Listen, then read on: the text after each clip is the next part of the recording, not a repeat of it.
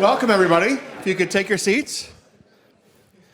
My name is Matt Nash, and on behalf of the Duke Innovation and Entrepreneurship Initiative and the Duke Office of Civic Engagement, I'd like to welcome you tonight. I wear a couple different hats related to social innovation and entrepreneurship at Duke.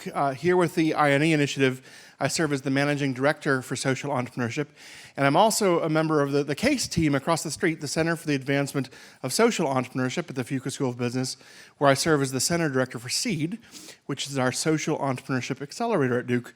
We work with global health social entrepreneurs around the world to help scale their impact, funded by USAID. I'm particularly excited about this evening to welcome you. I just a couple weeks ago, I had my 10th anniversary of being at Duke, and kind of reflecting on the last 10 years plus a little bit, it's been amazing to see the growth of interest in social entrepreneurship on campus. For example, in the work that we've done at Fuqua, I've seen at least a tripling in the number of students who are involved in one way or another, whether it's in our clubs or activities and classes and so forth. And at the undergraduate level, I know Tony has been here since the early 90s and has also seen kind of really fascinating growth. But this is not just happening at Duke. If you look at campuses across the United States, there's just a real growing interest in social entrepreneurship. We had the great fortune back in 2011 of hosting a global conference on social entrepreneurship education, and we had about 80 universities here.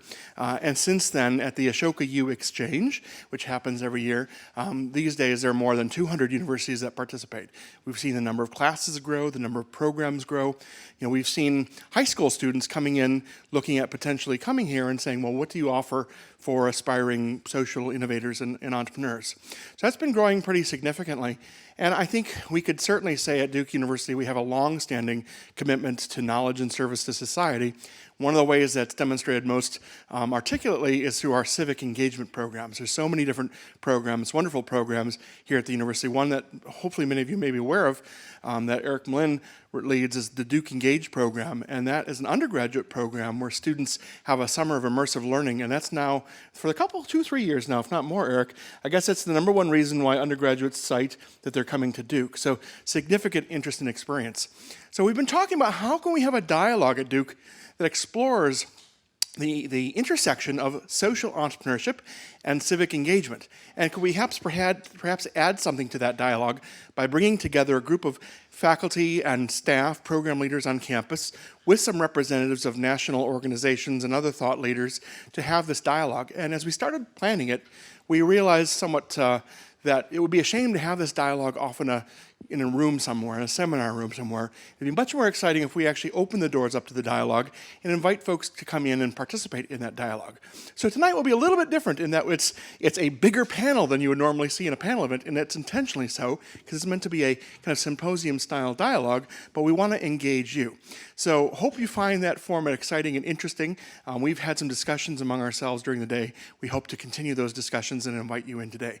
I'd like to thank all of you for joining us, and hope you enjoy the participating in the dialogue as well. And I'd also like to thank Megan at the Office of Civic Engagement for her collaboration on this event in particular, and her staff. And Liz, where's Liz?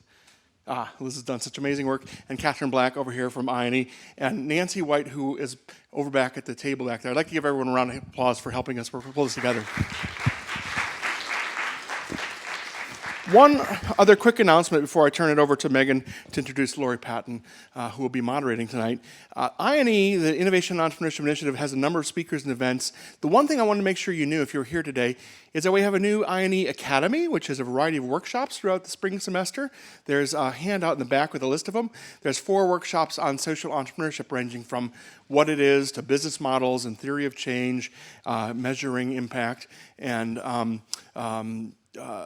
there's one other one I'm forgetting off the top of my head, and it's incorporating nonprofit, for-profit. So if you're interested in those kinds of skills-based programs, I encourage you to go to the INE website, click on events, it's the INE Academy, join us for those. So with no further ado, let me turn it over to Megan Granda, who's going to introduce our moderator tonight. So Megan? Thanks, Matt.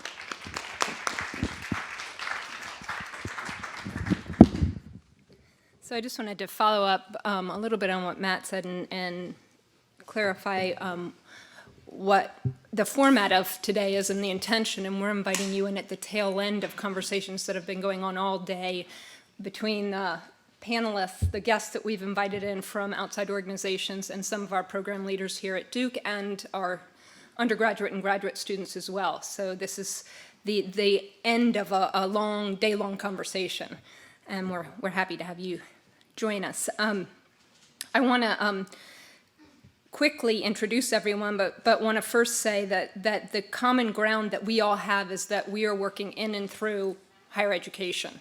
And so all of us are coming at this conversation about what is social entrepreneurship, what is civic engagement, how does it collide through higher education and through our students and graduate students. So I want to start by introducing at Matt's table here, Marina Kim. And if you could raise your hand, everyone, when I call your names out. Director and co-founder of Ashoka U, Tony Brown, professor of the practice at Duke's Sanford School for Public Policy, and co-director of our Heart Leadership Program and founder and director of Duke's Enterprising Leadership Initiative, Bill Wetzel, director of Clinton Global Initiative University. At the second table, Mackenzie Moritz, associate director for strategic partnerships for the Aspen Institute's Franklin Project. David Malone, associate professor of the practice for Duke's Program in Education and director of service learning. Eric Malin, assistant vice provost for civic engagement and the Peter Lang executive director of Duke Engage. And at our third table, we have Tom Nekaba, professor of economics and public policy studies, director of Duke's Social Science Research Institute, theme leader of our new Basque Connections Initiative in Education and Human Development, and director of the Echo Teach Center in our Department of Economics. And then we have Ted Fisk, who is founder of the Fisk Guide to Colleges, you probably recognize his name, and former education editor for the New York Times. And then Bob Malkin, who is professor of the practice in Duke School of Engineering, Pratt School of Engineering, and co-founder of Engineering World Health. And then we also have David Scobie, who is professor of humanities and former executive dean of the New School for Public Engagement, founding member of Imagining America, and lead author of A Crucible Moment, College Learning and Democracy's Future, a report commissioned by the Department of Higher Education. Finally, I'd like to introduce our moderator for this evening, Lori Patton, Dean of Duke's Trinity College of Arts and Sciences. In her time at Duke University, she's spearheaded several innovations in our undergraduate curriculum, as well as faculty research and teaching. An important legacy of her tenure here is her work to promote and support public scholarship, extending the use and relevance of academic research through outreach, social media, and direct community engagement. Dean Patton has exemplified this in her own scholarship through recent publications that she wrote to counter cross-cultural and cross-national stereotypes that appeared in both academic and popular journals, as well as other initiatives that she championed through the College of Arts and Sciences, including the Forum for Scholars and Publics. Recently, her office partnered with the Office of Civic Engagement to award Duke's first annual Engaged Faculty Fellowship in recognition of a full-time faculty member who is conducting community-based research focused on Durham, North Carolina. Dean Patton, I would like to take this opportunity to thank you for your incredible leadership at Duke and congratulate you for being selected as the first woman president of Middlebury College. Thank you for paving the way for us all, and would you please join me in that move? Thank you.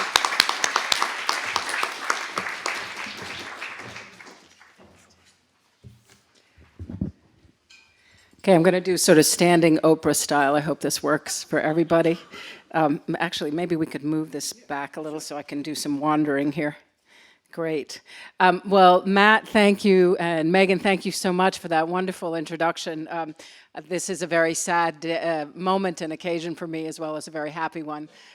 Every minute left at Duke, I'm savoring with great joy, and I'm hoping that this kind of event can be one of the things that continues to happen, and it's part of Duke's DNA because it's been such a national leader, and I expect no less than it to continue to be a national leader no matter what happens. And I'm so glad that all of you are here.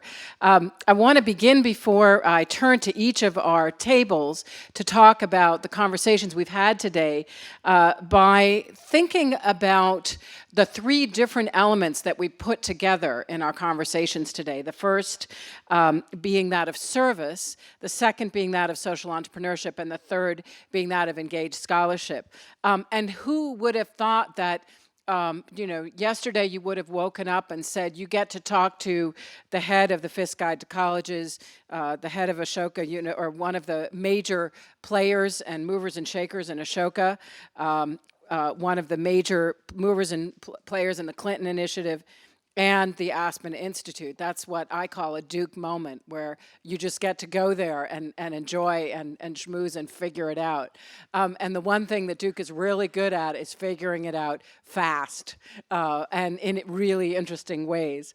And on that last note of imagining, part of our wonderful guest, David Scobie here, is from Imagining America. It seems to me that we've had a day of imagining and provoking and creating our best arguments for new models. And that's what I think we're really about as we outline these three things. Because certainly in our life at Duke, we have three vibrant traditions, and we're constantly saying, how do we interconnect?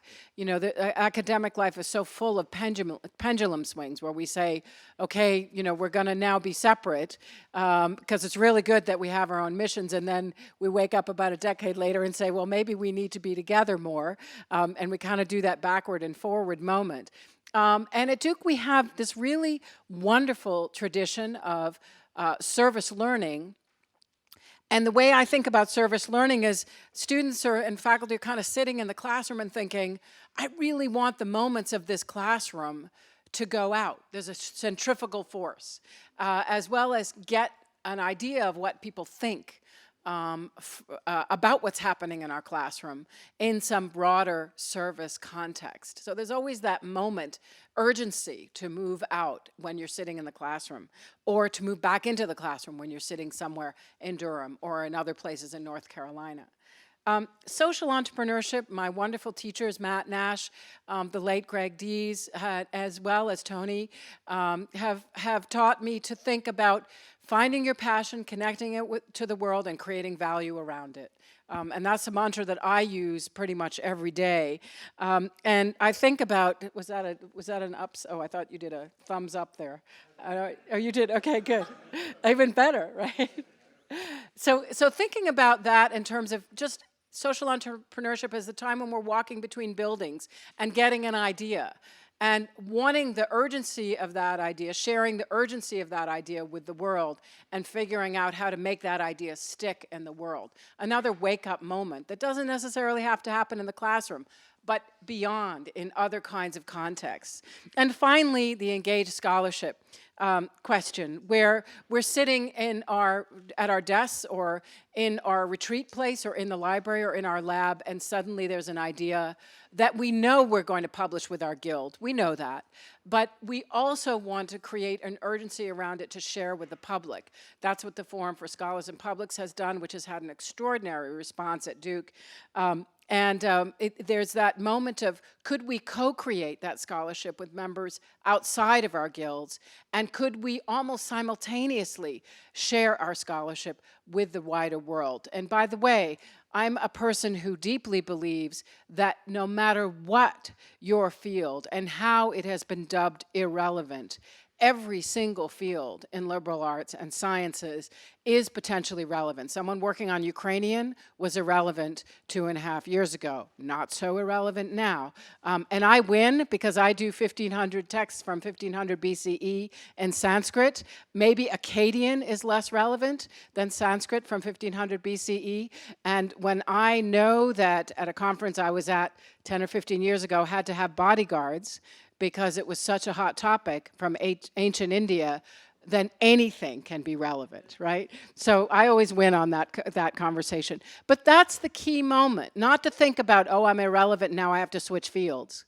But how can the latent relevancy of what I'm doing be brought to bear in the broader world. That's what really creative engaged scholarship, in my view, is all about. So thinking about that sense of urgency, that wish to share, those aha moments in all three contexts, we want to turn first to the Matt Nash, Marina Kim, Tony Brown, and Bill Wetzel group, and I think our reporter is Marina, if I'm not mistaken, to talk about social entrepreneurship and those idea moments that we really want to share with the world and create value around. Yeah, thank you so much. So just to share 4 key areas of insight from our morning discussion to get some conversations and questions started. The first of which is that there's still a lot of misperceptions about what social entrepreneurship is. It's evolved quite a bit, as the world has evolved quite a bit in the last decade. So when most people might think of a visionary, charismatic, founding entrepreneur who starts their own venture, that is part of social entrepreneurship, but increasingly there's more and more entrepreneurial teams. There's more and more intrapreneurs, people who are entrepreneurial within institutions, within industries that already exist. There's a huge need for innovation, not just in new organizations, but existing ones. So I think that gives a lot more opportunities for students going out to think about their career path, but it also provides a lot more for educators as they prepare future leaders to think more broadly about how you want to be entrepreneurial in your life. Secondly, I think universities are the perfect place to develop entrepreneurial and social innovation skills that you get to practice in a safe space, learning how to iterate ideas, learning how to take risks, practicing developing your skill of innovating that you can do with probably a bit less consequence on your own livelihood, but also with support so that you might not cause unintended harm in the community. And so you do have an incubated safe space to practice and testing out ideas. And so I think whether it's an undergrad where a lot of the ideas you're testing are how they can be integrated into your liberal arts education, or in a graduate student context where you're probably practicing how to think about it in pre-professional terms, higher education is a perfect testing ground and idea breeding ground for social innovation. But again, mirroring some of these new trends, we're seeing from Clinton Global Initiative University, some of the data they're getting are that in the beginning it was primarily students submitting individual ideas. And based on some of the feedback they got, increasingly it's co-founders submitting ideas or founding teams submitting ideas. So again, that's one of the things we're finding is that entrepreneurs do not have to work alone, that you can be entrepreneurial within existing structures, within teams, and I think it's a blurring of boundaries, which is my final point, that increasingly the disciplines are blurring. Innovation and entrepreneurship does not only happen in a business school context. It happens where ideas and solutions and opportunities collide. And often the teams we're starting to see are interdisciplinary teams. So student ventures are increasingly coming from very creative and very disparate disciplinary angles. And then we're also seeing this blurring of boundaries and blurring of boxes happening at the faculty and staff level, that innovation and entrepreneurship and social change does not only happen in one particular school, one particular discipline, it's being embedded throughout. So our challenge and opportunity, I think, moving forward is how we can bring on the blurring, how we can have more cross-pollination, more interdisciplinary opportunities for learning and action, and ideally give more student pathways and opportunities so that you can think about your role in social impact and entrepreneurship in whatever career path you look at and in whatever industry you go into. Wonderful, thank you. Whoops, am I on? Am I on?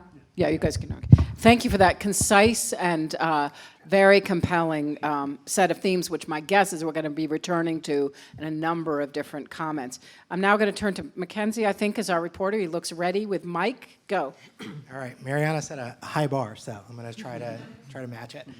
So we had a really great group this morning discussion about what is civic engagement and service, and I think what's so wonderful about this group is we kind of have a whole spectrum of civic engagement opportunities represented, from integrating service into the classroom and the learning components of it, to building service programs where people get to do service for a significant amount of time through Duke Engage, through looking at year-long service opportunities, which is what the Franklin Project's advocating for, and there's a lot of great examples of here at Duke, such as your college advising corps chapter, chapter that you've set up. And so kind of the first point is that there's a whole range of civic engagement and a lot of entry points for people to get involved. And you shouldn't let, necessarily some that have time commitments longer than what you're interested in getting involved scare you away, because there's certainly other ones with different time involvements that you can get into and kind of move your way up the engagement ladder. The second key theme we talked about was really when you think about service and civic engagement opportunities, especially in a higher education setting, there's really three different components to the value proposition, and different individuals come at it from different angles. The first of those is that, through the experience themselves, there's experiential learning where, through the participants gain skills and knowledge and networks and connections and experiences. The second is that they have an opportunity to activate their citizenship and improve the civic health of our nation. And then the third is that they're addressing unmet social need through their work. So if they're working on environmental or public health or nutrition, those things all move forward. And different people get involved with civic engagement and service for different reasons within those. But if we really want to figure out how to take civic engagement service to scale, we need to figure out how to package those three different things together into one compelling narrative that everyone can see themselves in. The third kind of theme that we talked about was that there is a ton of interest, especially among seniors, looking at what they want to do after graduation. And the pathways to some corporate jobs and things like that are far more clear than necessarily the pathways in civic engagement and service. And one of the things we can be thinking about in a university context and a society as a whole is how do we create more clear pathways for people to get involved. A lot of people today know about Teach for America, they know about the Peace Corps, but if you ask them to name other similar programs to that, they're kind of struggling for words to come up with them when there are in fact thousands of them in the United States. And so I think we need to help become as familiar with the opportunities to become civically engaged and do service as we are with some of the other pathways. So there's a lot to explore there.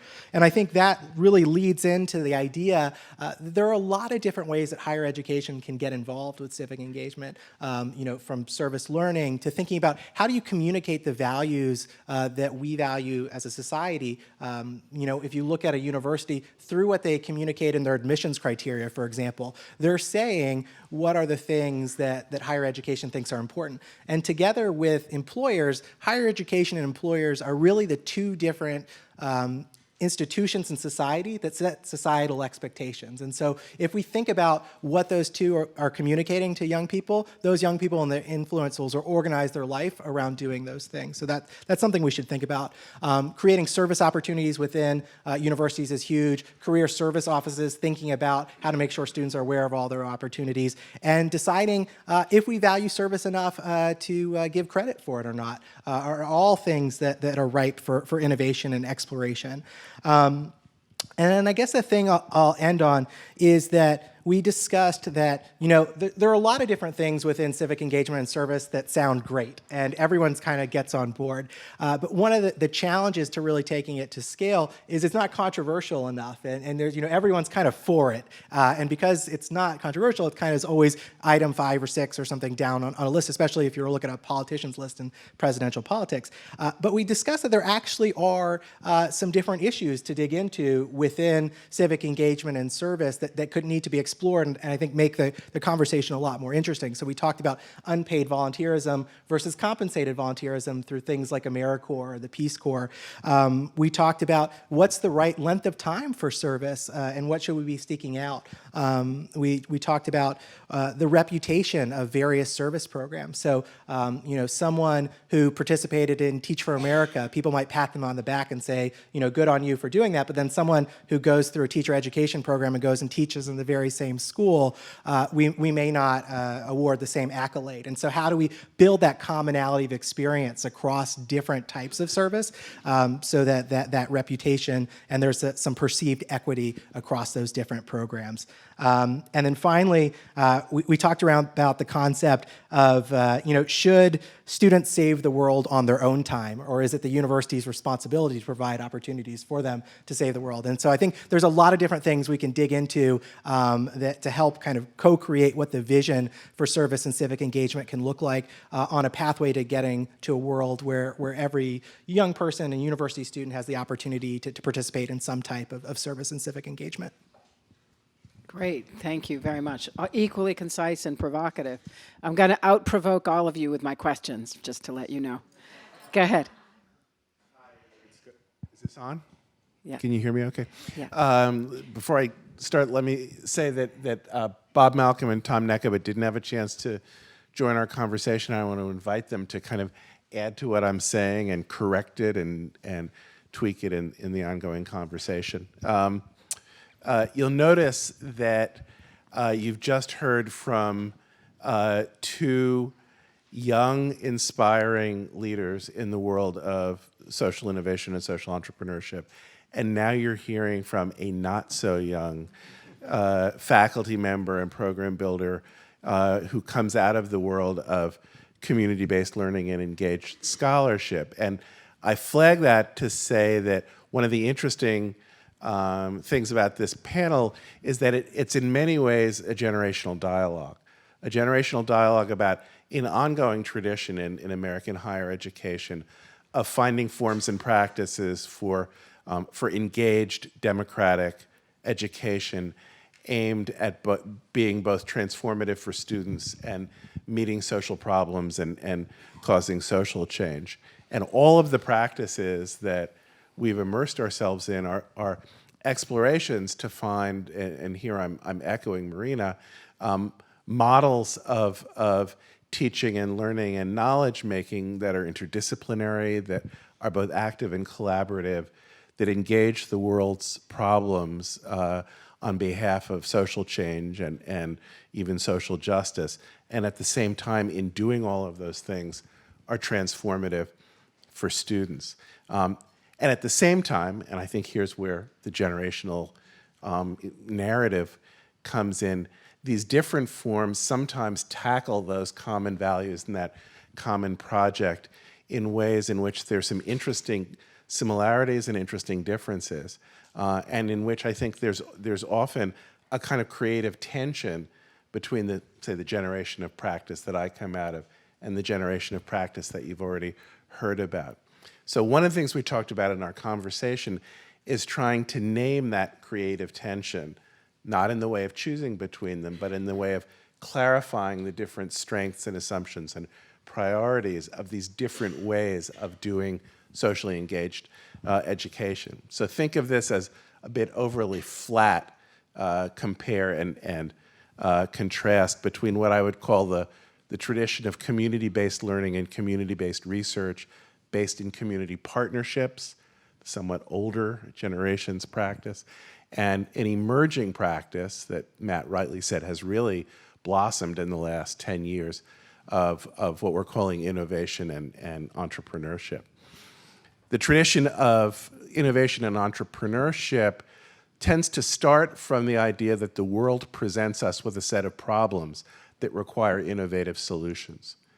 The practice of community-based learning and engaged scholarship tends to start from the idea that the world presents us with a set of relationships and potential partnerships out of which the generation of projects and problems come. Again, I'm not saying right or wrong or choosing between them, but trying to get at the different instincts of the ways we do this work.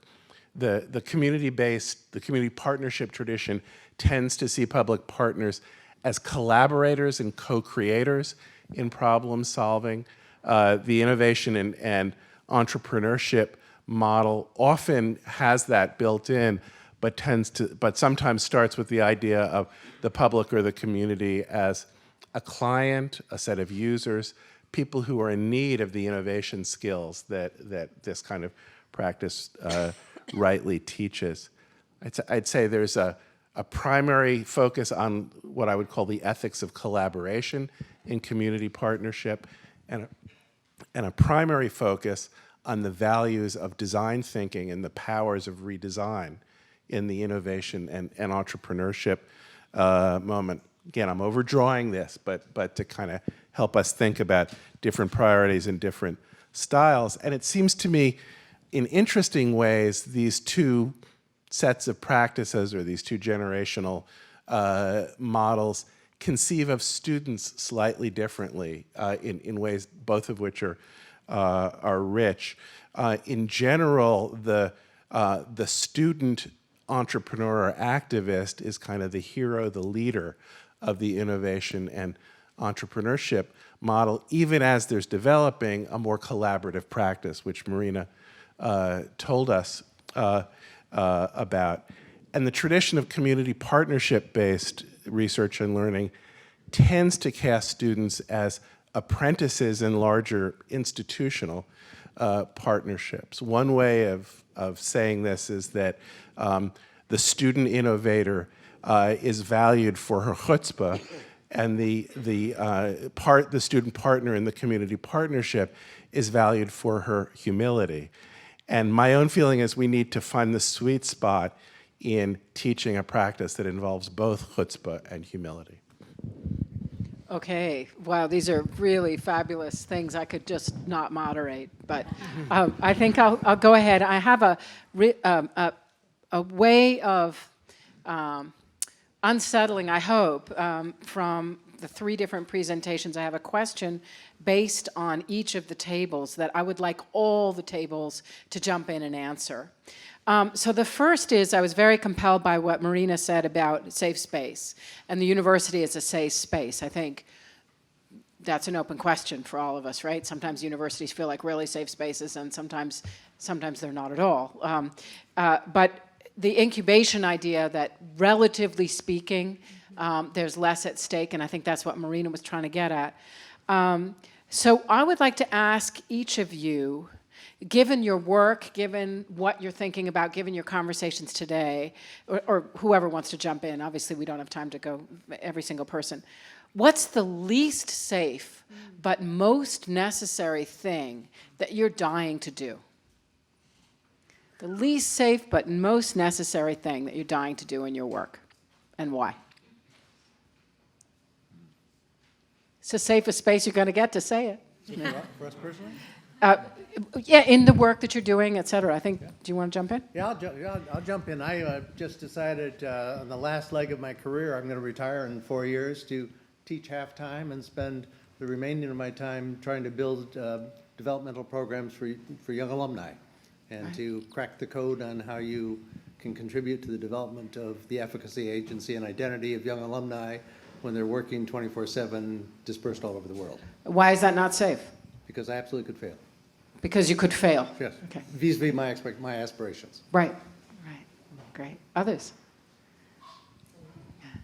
Yeah, let me bring one point to the table which I've struggled with since I've been a faculty member at every university I've been to. I have been struggling with the fact that universities' liability policies usually forbid my students from repairing medical equipment, which is my home territory, is medical equipment that's broken, understanding it, researching it, and placing it back into service. But as soon as I mention this to risk management, that is the end of the conversation. Right. And it's difficult even to think about how do you structure those activities, avoiding that. What I'd really like to be able to do is fully integrate that into the university. I think it's a fabulous learning experience for students. If you think about it in your own experience as a young person, a lot of people built things. That's how they learned how to be engineers. But that is fundamentally disallowed in the university environment. So that would be something I would like to do without risking my job. Right. Wonderful. That's exactly the kind of thing I was looking for. Yeah. Others? Tom? I'm going to not be his dean in 4 months, so he can say whatever. So I think one of the least safe things for us as faculty is to let go of the traditional paths that we have gotten used to, guiding students through curricula and things of that sort, to make space for this kind of activity. We all grew up in universities in certain ways. We have certain disciplines, and we go through those disciplines. We have particular paths plotted out for students, and we like to self-replicate and train everybody to be just like us. And what this set of activities requires is a very a much riskier path, where you, in my view, and there's a big conversation that Laurie has started in Arts and Sciences about, and across the university, about the curriculum, where my own bias would be, we need to let go of a lot of the constraints we put on ourselves and our students, and make the space for us to direct ourselves through this wonderful set of opportunities that we have. And at the same time, you can get lost in those opportunities without structure. So letting go of old structures and figuring out a way for something to emerge that can create these wonderful things, I think is both exciting and risky. Yeah, and I think Tom and, I just want to make sure I got your name right, Bob, right, are both talking about reward structures, traditional reward structures in the university that need to be rethought. And that's a huge, there is nothing more recalcitrant than a reward structure, especially for people in charge of it who have gotten to be in charge because they did the reward structure, right? And so that question then emerges, in my view, of incrementalism versus radical, and there's some times when necessity means radical change, but other times when incrementalism actually works. And so I'm thinking about both of these very important comments in terms of, and helping you in your own context think about that strategy, those strategies about long-standing reward structures and how you get at them. Yeah, Marina. That's what I was going to say, so now I can say something else. But I actually think it's shifting, and this is idealistic, don't know how it would happen, but I think it's an interesting, risky idea. Measure the success of the educational outcomes of a university or college by the success long-term of a lifetime of student alumni. Right. Actually thinking about the success of the education over the course of a student's lifetime, because that's the ultimate effect. And I would just add a caveat to that you measure their success not just by the amount of money that they make throughout their career, but also looking at their contributions to their communities and to our society. Yep, right. I said impact, so yeah, broadly construed. I'd add one more caveat. Good, this is good. Include the university's role in their development after they graduate in the measurement of success. So who's going to do that? Right, who's going to be the measure? All right, good. We have ideas. Can I just add one more answer to the least safe question? Go. It's really important to understand that the community partner faces risks, often not of their own choosing, and has the same need and worry about the productive discomfort of failure, and that even or even especially when social needs are being met, this exposes struggles and conflicts in the community that need to be honored. Absolutely. Well, this question of, I raised the question somewhat rhetorically, but my guess is, like all solutions to big issues, they're going to be multiform and clumsy, but thinking about creating a new ranking of universities based on the contribution of societies of their graduates. Wouldn't that be cool if someone could do that? And also a group of universities thinking about what Tony's talking about in terms of creating better connections with alums to create service-oriented folks. Even those two things would be really great, thinking about who does the measuring. All right, so this larger question of kind of idealistic that Marina mentioned, the second question was raised by, I think it was Mackenzie, when he talked about the fact that universities and corporations are the two places that communicate values. And before that, he talked about how many thousands of options there are now, mostly through NGOs, for service kinds of opportunities. So I was really struck by these two things. And the big statement that comes up a lot in university priorities planning, particularly at a place like Duke, which is all excited about doing this kind of engaged work, as you can see, which is we constantly having to tell ourselves, because we're so engaged, the university is not an NGO. The university is not an NGO, but it is a nonprofit, right? We keep forgetting our nonprofit roots in all sorts of ways.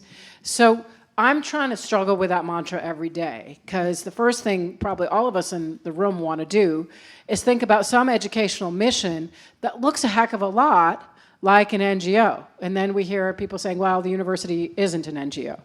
And I think that Mackenzie's comments really raise that tension in some interesting ways. So I want to hear from this panel stories, admonitions, comments on that statement. The university is not an NGO, but it is a nonprofit. Talk to me. Yes.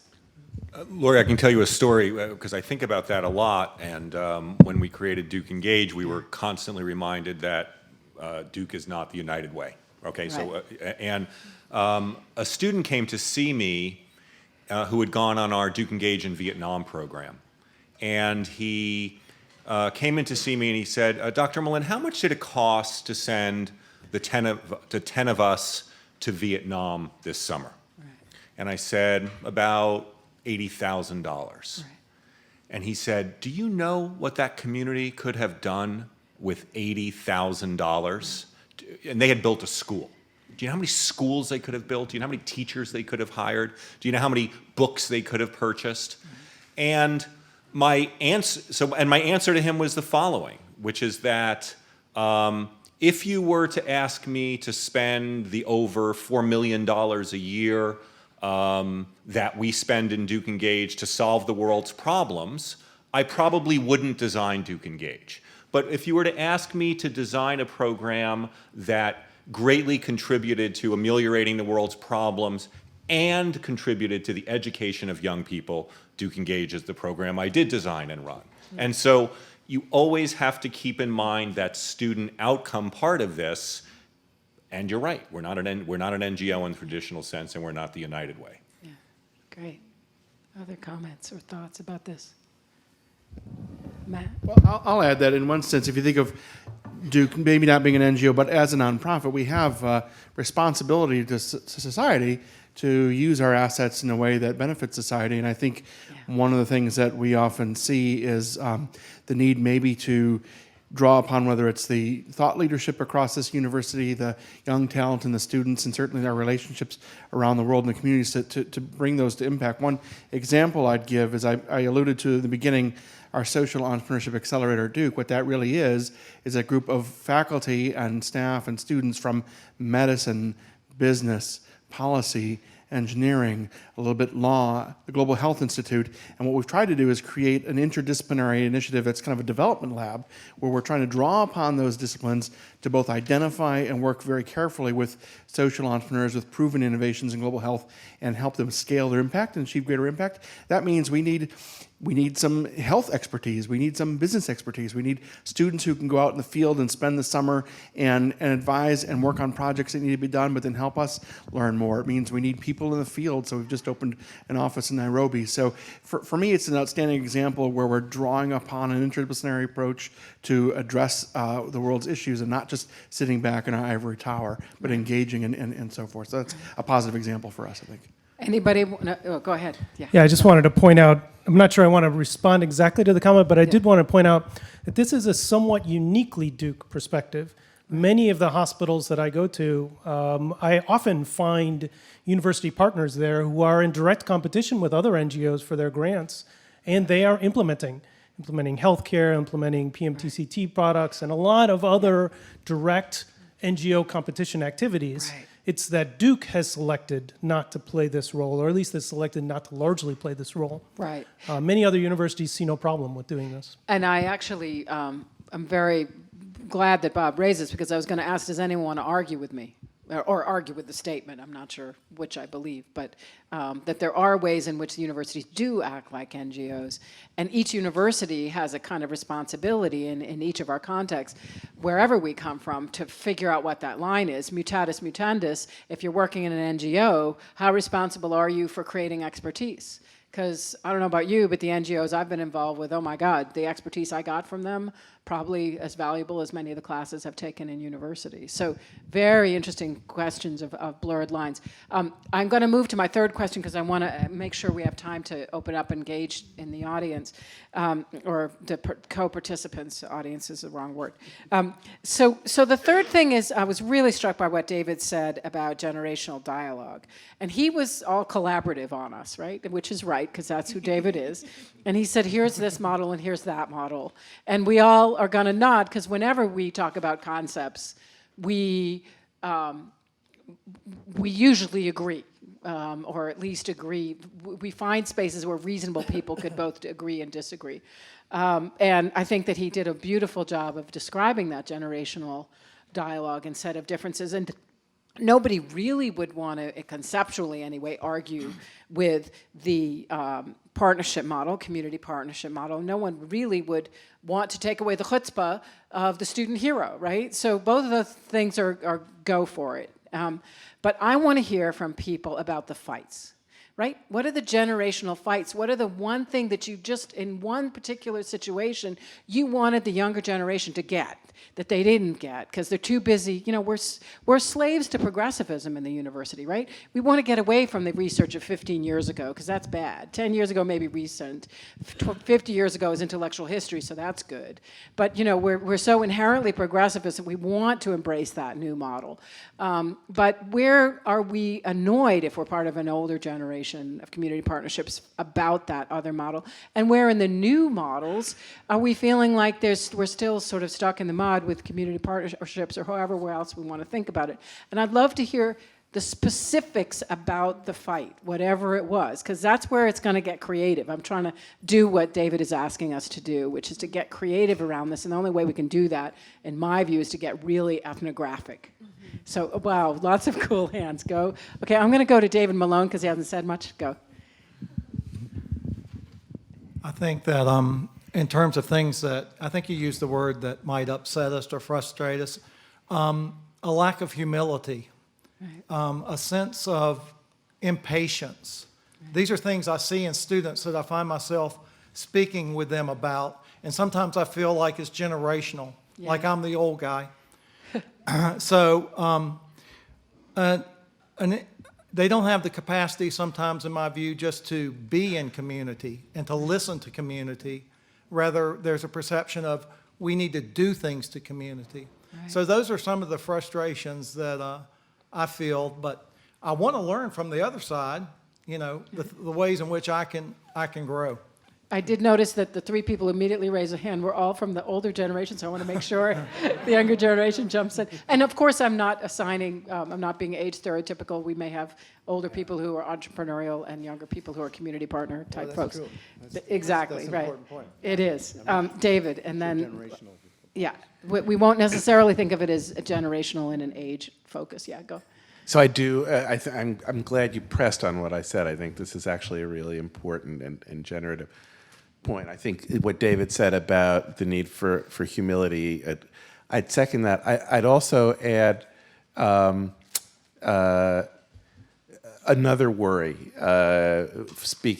Another worry about the emergent power of the model of social innovation, which is that, at least so far, it seems to me that the scale of the work is smaller and shorter than I think the problems we all want to tackle needs. I mean, there's to give an analogy, it's the production of a new app rather than the production of a new platform, and I think that we're in the end, as all of us, whatever our practice models, engage tough and intransigent, wicked problems, having to stick with them for a whole bunch of years and have universities develop infrastructures for sticking with them and making them part of the educational process for a whole bunch of years, not to go on to the next thing, will be important. Yeah, very helpful.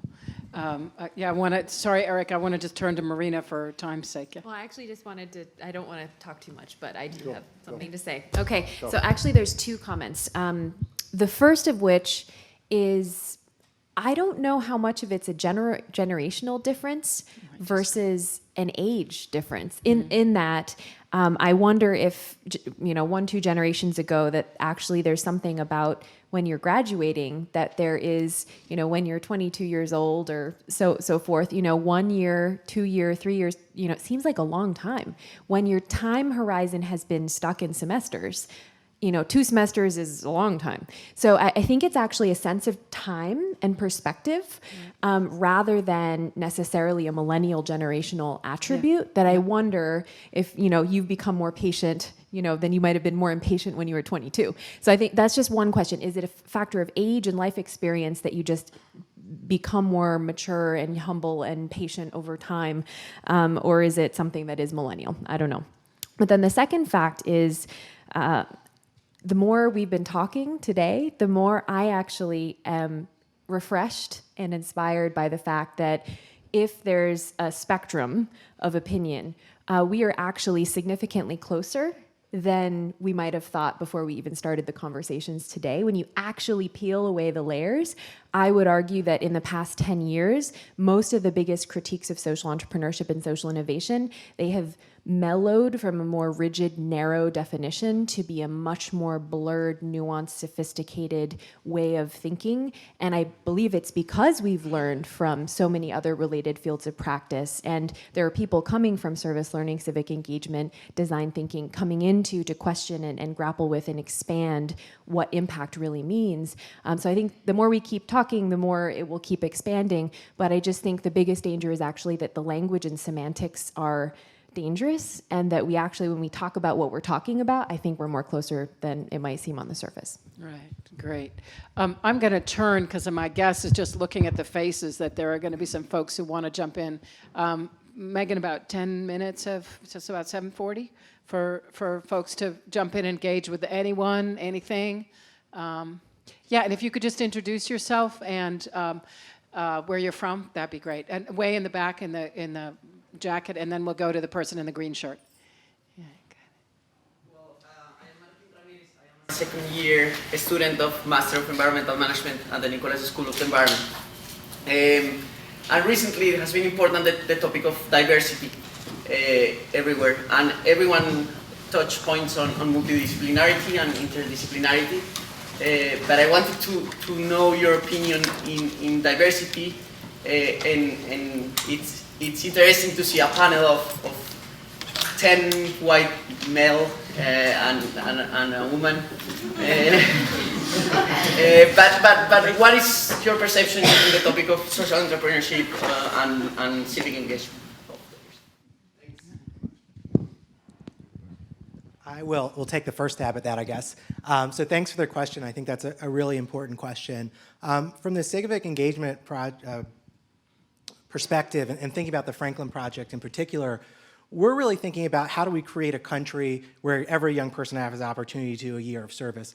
And I think the reason that we want to do that is because we want to create like an answer to the question of what does it mean to be an American, and how do we connect the rights that come with our citizenship with the responsibilities. And I think if we build a system of service and civic engagement that's not reflective of the wonderful diversity that our country has, we've failed. And because I think that part of the value of service and civic engagement is the opportunity for people to interact that maybe wouldn't have interacted otherwise, and to strengthen the ties between different parts of the community. So, in my work personally, before I worked at Franklin, I worked at Teach for America in charge of their national recruitment strategy. And we had a very similar criticism. It was a very white and female program earlier on in its history. But we're very proud to say that last year we got to 50% of the people doing Teach for America to be from low-income backgrounds and people of color. And I think that all of us, for all of our programs, should make sure that they're inclusive. And in particular, with the year-long service opportunities like AmeriCorps and Peace Corps, that's one of the reasons that we think it's so important that they be stipended, because we don't want it to be only something that people that come from a background of means have the opportunity to go spend a year volunteering and getting connected to their community and to their country and to something bigger than themselves. We think it should be an opportunity that everyone should be involved in. And so we have to make sure that as we create these opportunities and pathways, that they're inclusive. And any other brief responses? It's a very important question. Yeah, just very briefly, from an engineer's perspective, one of the things we're always worried about is female representation. And just wanted to point out that 8% of engineers are females, but 60% of those that participate in social activities are female of engineers. So it has been a tremendously attractive force for bringing females into the engineering core.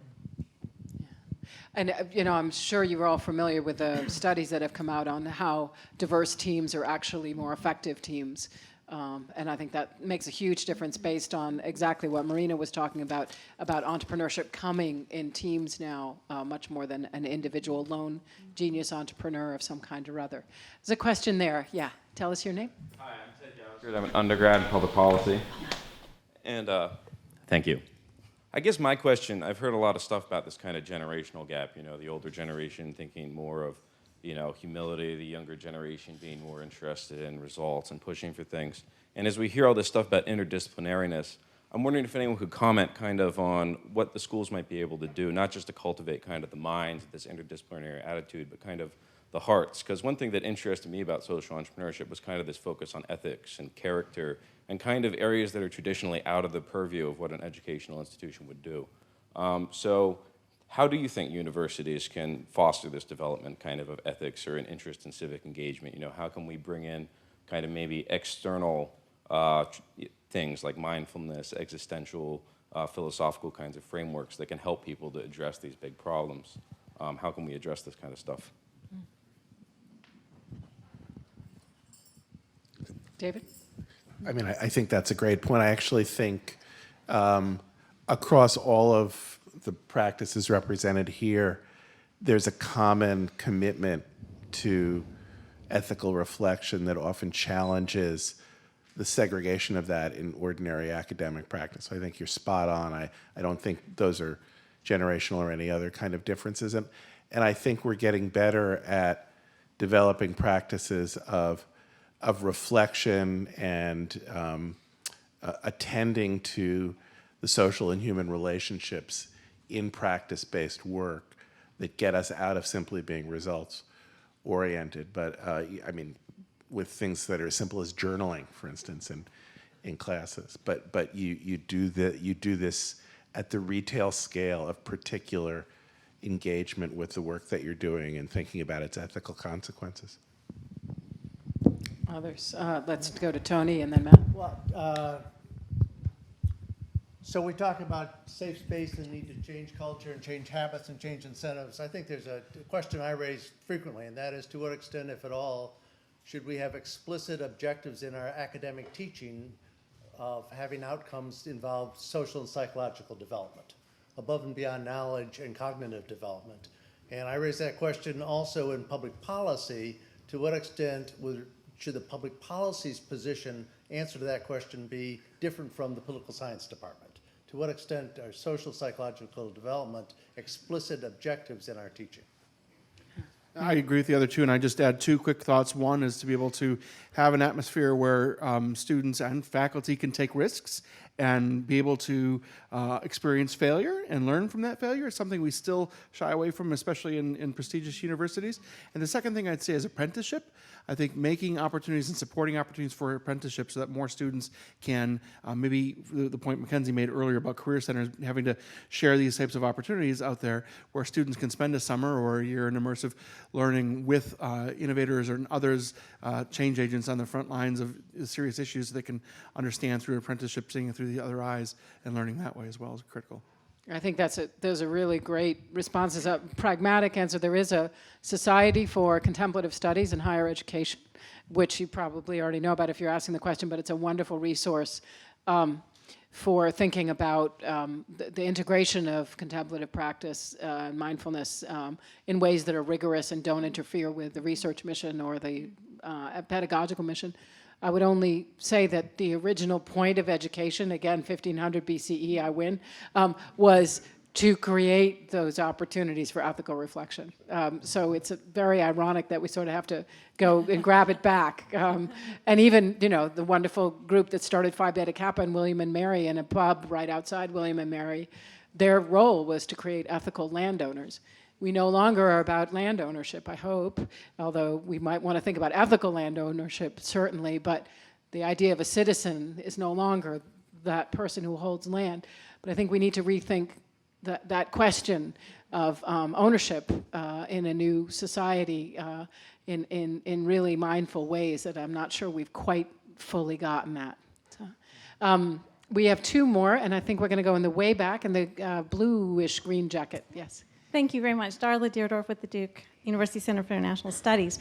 Building on a couple of other questions that were just raised, for all of you, and I know you won't all have time to answer, to what extent, what have you seen, or to what extent have you seen cultural perspectives in your work, and what can we learn from cultural perspectives other than those that you typically work with, particularly change agents in other cultures and other societies? What can we learn from them about innovation and social entrepreneurship?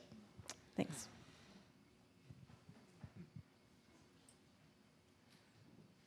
Stumped him, Darla. Okay, go ahead, Matt. So, one of the things I've been doing over the last 7 or 8 years at Duke is taking students to other cultures, both in South Africa, Nicaragua, through practicum programs, but also more recently into Detroit through Duke Engage. And I think probably the most important thing is to be able to understand and appreciate cultures and see needs, community needs and so forth from that cultural context. Too often a student may have an idea for the next great widget, whatever it is, say a water filter, for example, and they're so focused on that filter itself, but don't understand the cultural context and access to water and rights and how people feel about water and sanitation beyond the water filter and so forth. So I think there's a lot to be learned, and that's one of the areas where human-centered design is exciting, where you're really engaging and co-creating and entering into a collaborative dialogue to identify needs and work together to identify potential solutions.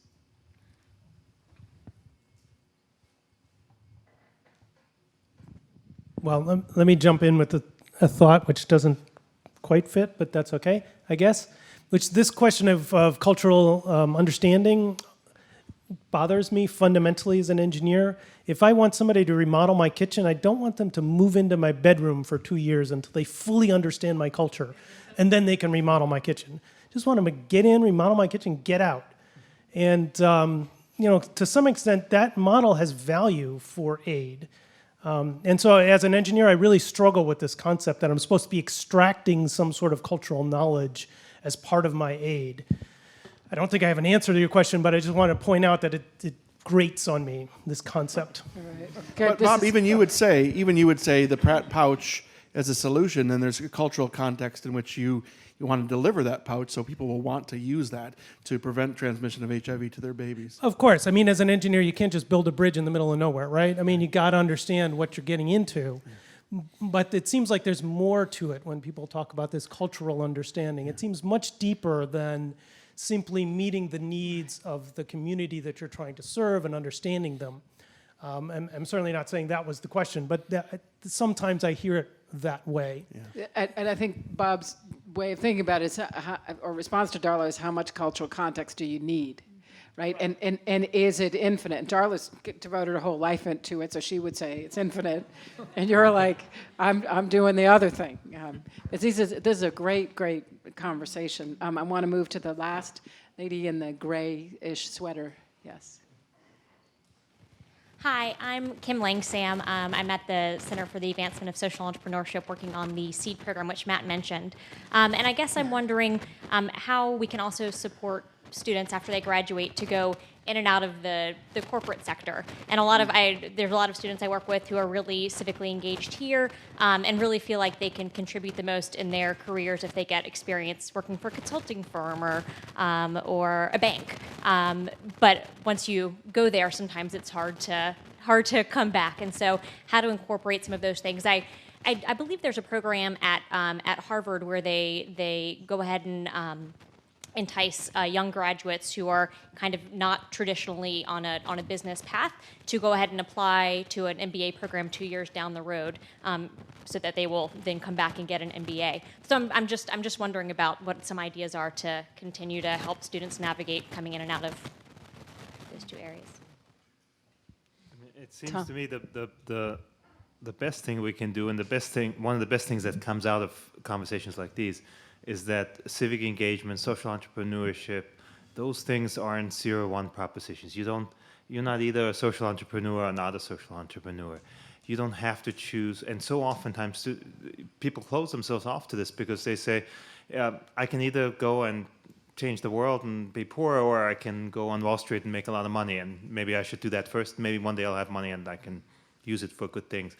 But part of what's happening at universities and through programs that are represented here is that I think if students can get an appreciation for the fact that you can make this part of your life, but not have to view it as all of your life, that there's various roles you're going to play in life, and this can be part of it and you can integrate it, then I think we've built a foundation on which you can launch people so that you don't have to keep going back and saying, oh, now let me pull you back in and I'll give you a little bit more to do. Marina?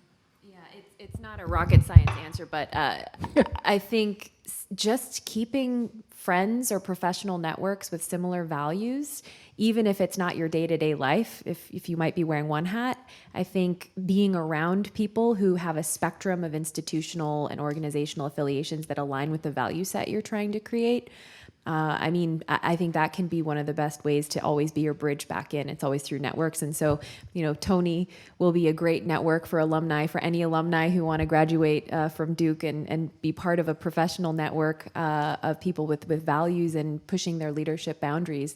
Look to Tony, give him 6 more months. He's still developing it and still coming up with a name. So get excited. But I think there's also networks, particularly for people between undergraduate and grad school, like the Starting Block Fellows, and then also with both grad and undergrad, the Net Impact chapters increasingly have professional chapters post-graduation, and so of course you work with them. But I think there's an increasing need that Tony's tapping into, that you have this amazing support network to take risks, but also find people with similar values, that it becomes really hard to connect with post-graduation. So I actually think there's just more of a need to find more values-aligned networks post-graduation. Anybody else on that? So yeah, I had a feeling Kenzie wanted to say something. Well, then Tony. I'll be quick here. So the first advice I would give is just to join a local organization. I think one of the interesting things we've seen over the history of our country is we used to be an organization of joiners. And we had lots of people that participated through Lions Clubs and Kiwanis Clubs and junior leagues and things like that.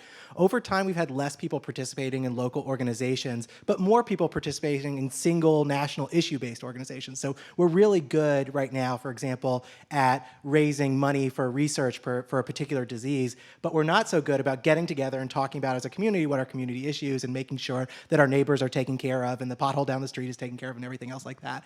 And so all of us can kind of change that trend and rejoin these local organizations and not just know our people that we went to college with that we're staying in touch through Facebook, even though they're all over the world, but we can get to know our neighbors and start to be active citizens in our local communities.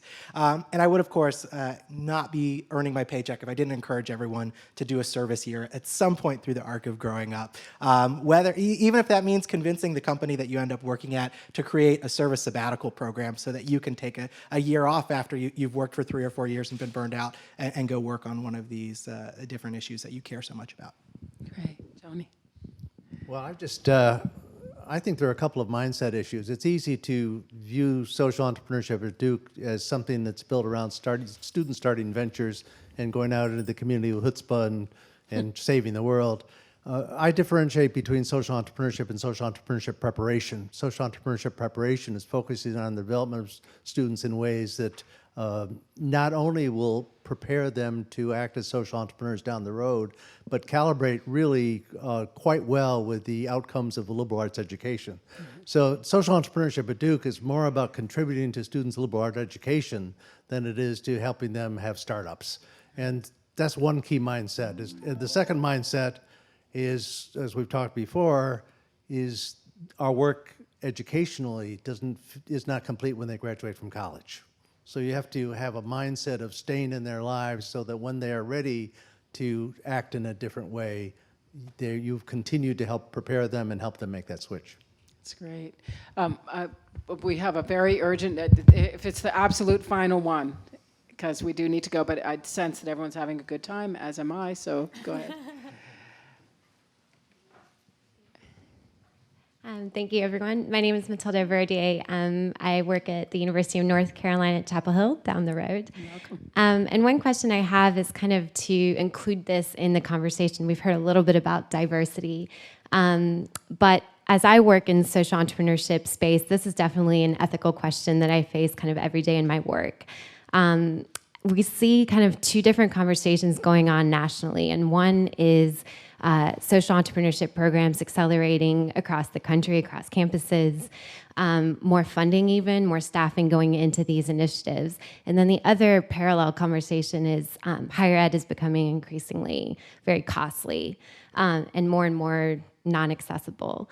So if we talk about higher ed being nonprofit, structured type, and we see ourselves as a social enterprise, then what is it that we can do different so that as these social enterprises we're encouraging to actually reduce gaps in equality, that we ourselves kind of pave that way as well as the model for social entrepreneurship? And what can we do ourselves as social entrepreneurship teachers, higher ed administrators? What can we do internally within our campuses, within our universities to reform education, higher ed education, to actually instill those goals, if that makes sense? Small little question. Well, I think thank you for saying that. I think the inequality crisis in the country and the inequality crisis in higher education is an existential threat to what we want a higher education to be. And actually, for all of us, if we don't solve that, we will have failed in this project. I think we were talking about this earlier today. I think we need, one of the answers to your question is to figure out how to make all these forms of transformative, socially engaged education available everywhere in higher education, and leaving aside K-12 and other forms of education, in community colleges for adult non-traditional learners, not simply to have them be the wonderful privilege of relatively privileged students. And that entails a shift in resources towards those other educational sectors. It's a huge lift, but I'm really glad you posed that challenge. And there is, as director of the Social Science Research Institute, one word that we haven't mentioned is research. And I think we shouldn't leave this conversation without emphasizing, so Lori had asked, are we an NGO? Well, let me define, let's create an NGO whose mission it is to create vast amounts of human knowledge and increases in human knowledge that will enormously benefit humanity. That NGO is the university. And that is part of what we're doing. And it has, one of the challenges I think for us is to integrate that into, that's what we bring to the table. And if we don't use that asset in civic engagement and social entrepreneurship, then we're not using our, as an economist would say, comparative advantage. Okay, we've got some great responses. Eric, I think you may have the last word. Okay, and then just briefly.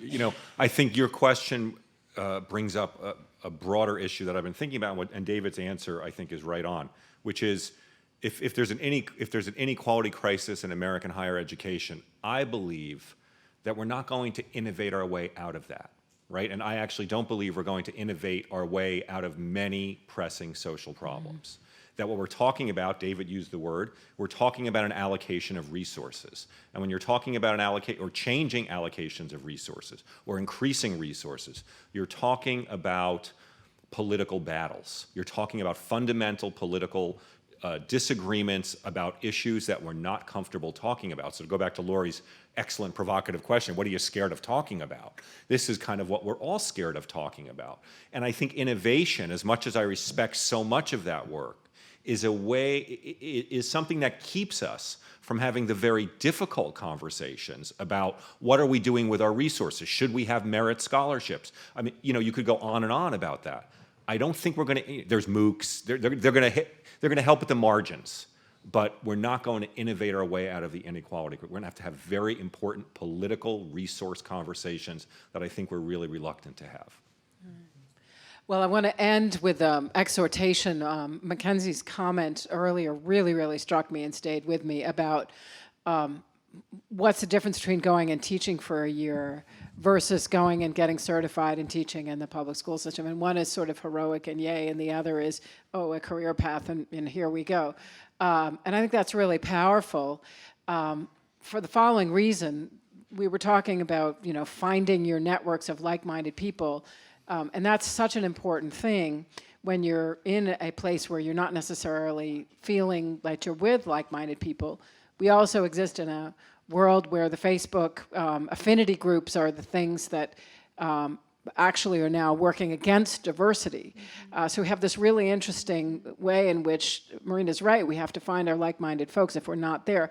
But I think we also might underestimate the power to which we can be the sand and the oyster wherever we are. And I would like to exhort us to also be with non-like-minded people and be that sand and the oyster in all the ways that we've clearly heard tonight, to do that scary thing, whatever that is, incrementally or radically, to be that sand and the oyster.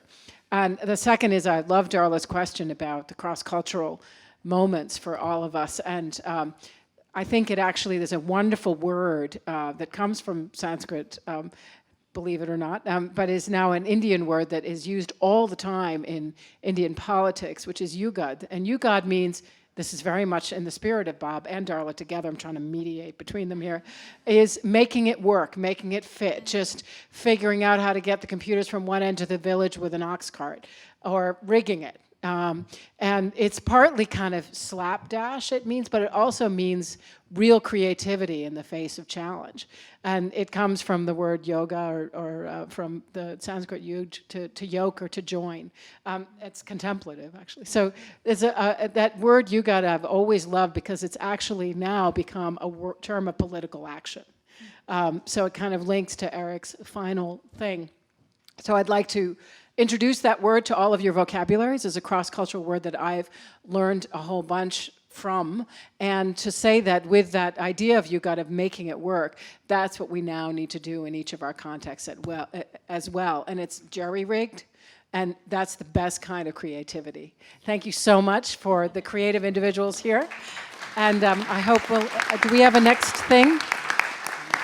We have no next thing. There is no next thing. So please enjoy each other's company as you move out into your lives. Yeah, nice job summarizing that, because it really